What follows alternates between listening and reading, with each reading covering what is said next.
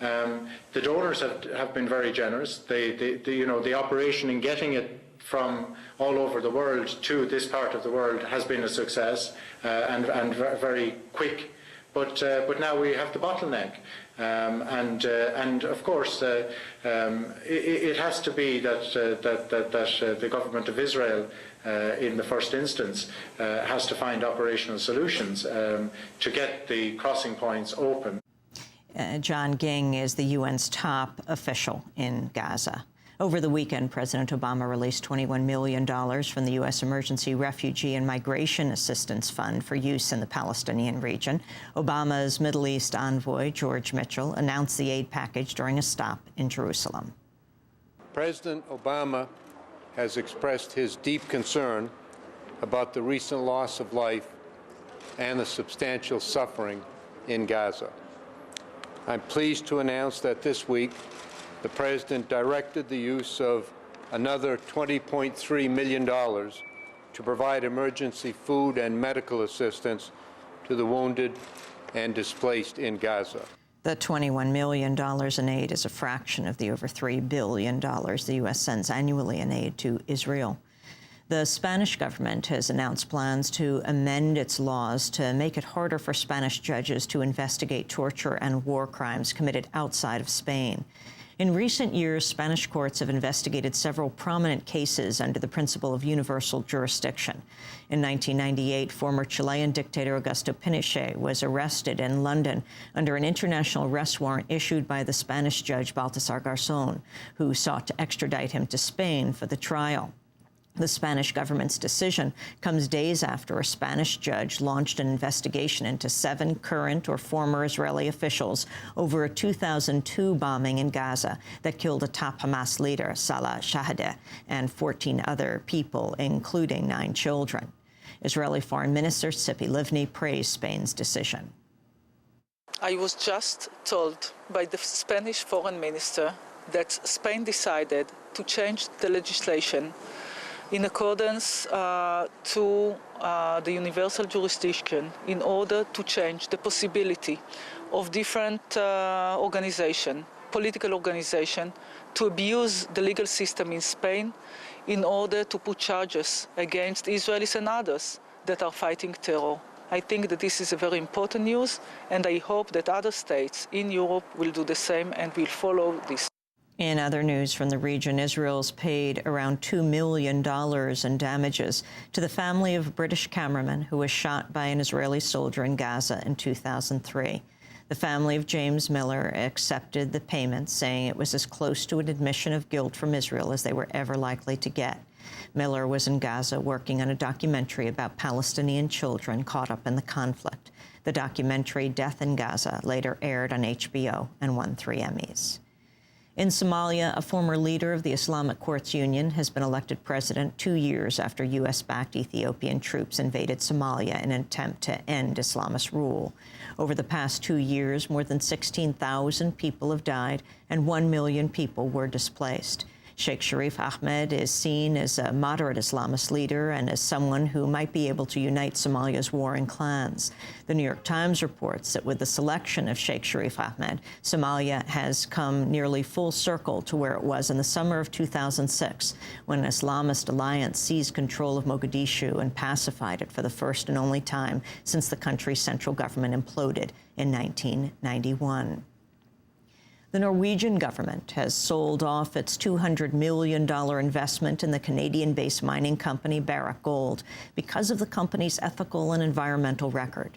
The Norwegian foreign minister accused Barrick of causing severe environmental damage in Papua New Guinea, where Barrick runs a large gold mine. Barrick Gold is the largest producer of gold in the world, with 27 mines in operation. Norway's also blacklisted cluster bomb manufacturer Textron, based in Wilmington, Massachusetts. And the imprisoned Native American activist Leonard Peltier has been moved back to prison in Lewisburg, Pennsylvania, weeks after he was attacked, shortly after being transferred to another prison in Pennsylvania. Friday will mark the 33rd anniversary of his arrest. He was convicted of killing 2 FBI agents during a shootout on the Pine Ridge Indian Reservation in 1975. Peltier has long maintained his innocence and is widely considered a political prisoner in the United States. And those are some of the headlines. This is Democracy Now!, democracynow.org, The War and Peace Report. I'm Amy Goodman. President Obama is meeting with Democratic congressional leaders at the White House today to discuss the nearly $900 billion economic stimulus package that the Senate will debate this week. Senior Republicans warned on Sunday they're unlikely to back the bill without changes to what they see as a controversial spending provisions. On Wednesday, the House approved an $819 billion version of the plan, but despite an all-out lobbying push by President Obama, not a single Republican voted for it. Obama said he hopes to get the bill through Congress by mid-February. In his weekly presidential radio address, he urged the Senate to pass the bill. Americans know that our economic recovery will take years, not months. But they will have little patience if we allow politics to get in the way of action, and our economy continues to slide. That's why I am calling on the Senate to pass this plan so that we can put people back to work and begin the long, hard work of lifting our economy out of this crisis. No one bill, no matter how comprehensive, can cure what ails our economy. So just as we jumpstart job creation, we must also ensure that markets are stable, credit is flowing, and families can stay in their homes. The Senate's taking up the bill as news continues to emerge, painting a grim picture of the state of the economy. Major U.S. companies announced layoffs in the tens of thousands last week, and new figures showed the economy shrinking at its fastest rate in nearly 27 years. Meanwhile, the number of Americans seeking jobless benefits has hit a record high. David Cay Johnston is a Pulitzer Prize-winning investigative journalist. He has the cover story in the latest issue of Mother Jones magazine called Fiscal Therapy. His most recent book is called Free Lunch: How the Wealthiest Americans Enrich Themselves at Government Expense and Stick You with the Bill. He joins us now from Rochester, New York. Welcome to Democracy Now!, David Cay Johnston. Well, thank you, Amy. It's very good to have you with us. Let us start out with your assessment of this nearly $900 billion economic stimulus plan. Well, probably not big enough, and the Republicans have some credibility on the Christmas tree claim. Even some of the Democrats acknowledge this. They need to focus on those things that will increase demand. We've had 28 years of supply-side economics. The data is eminently clear. It was an experiment, a radical idea that did not work in general. There are a few successes, but overall it was an utter failure that put us in this mess. And so the concerns need to be on getting money out there right away, more money for people who are unemployed, extending unemployment benefits longer if necessary, and then investing money in places where it can be spent quickly that will provide a return. Infrastructure does that, but it takes time. There are lots of scientific research projects that were unfunded, particularly medical projects, for a lack of will by the Bush administration to fund them. We could triple the number of projects that were funded overnight. There are other areas that could get spending going that will result in people being hired, putting money in their pocket, and doing something to build for the future. Can you talk about, well, in Mother Jones, Fiscal Therapy is the title, getting the economy back on its feet, giving taxpayers a break, saving your retirement fund and your kids' college tuition done, and it won't cost you a penny. What is it that you're laying out that you feel could save the economy? Well, fundamentally, several key pieces. One is you and I are allowed to save, if we have a 401k plan, up to $22,000 a year without paying taxes. If we don't have one, up to $6,000 if you're an older American. But executives, movie stars, athletes are allowed to save unlimited amounts of money.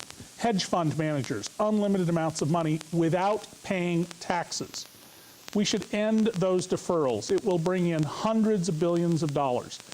Secondly, the Cayman Islands and other little parasitic operations like it are causing enormous damage to the state of our government's finances. In 1990, about 10% of corporate profits were taken in tax havens like the Cayman Islands. Today, it's roughly 1/4 of all corporate profits. The only purpose served by these operations is to reduce the financial viability of the United States of America government. There's no reason for us to continue allowing these rules, and the ways that individuals use the Cayman Islands are the same devices that are used by terrorist organizations and narcotics dealers to hide their money, as well as spouses trying to cheat the other spouse in a divorce. One of the things I suggest is that we stop the business of college. We have turned college from an investment in the future of the country into an $85 billion business that is so unbelievably profitable. Commercial banks, over a long period of time, make a 17% annual return on equity. But Sallie Mae makes about 50% per year. That's unconscionable, it's unnecessary, and we need to get away from that so that we develop the most valuable resource we have, young minds. David Cay Johnston, we're going to break, and when we do, we hope you guys can get a new mic on you. We're having a little trouble with your sound. David Cay Johnston is author of the piece in the latest Mother Jones magazine called Fiscal.